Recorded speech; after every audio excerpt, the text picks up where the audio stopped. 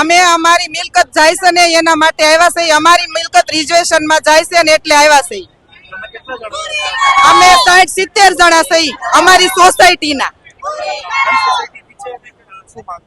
અમારી માંગ છે અમારા મકાન જાય છે, અમારી મિલકત અમને પાછી આપો ને અમને અમારો ન્યાય આપો, અમને અમારો હક આપો.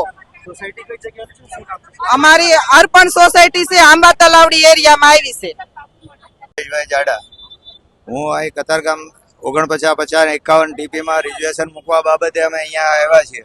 લોકોને 4 માં નહોતું અને આ 22 માં નાખ્યું. એ ક્યાંથી આવ્યું એ રાજકારણ વાળા ટલ્લે જ ચડાવે છે અમને લોકોને. બધા પાસે અરજીઓ આપી, બધા જ એવા જવાબ આપે કે મેં નથી નાખ્યું તો કોણ એના બાપ નાખી ગયા. અત્યાર સુધી અમે શાંતિથી એ લોકોને કહેતા હતા.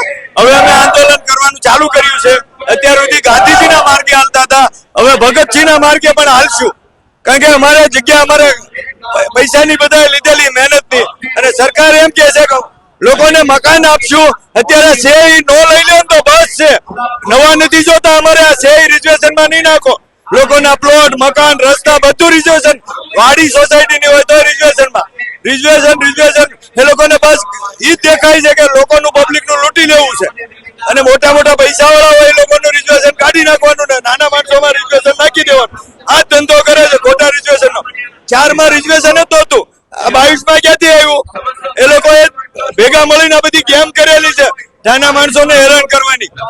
એટલે લોકોને ગમે તે રીતે હેરાન કરવા. ઓકે.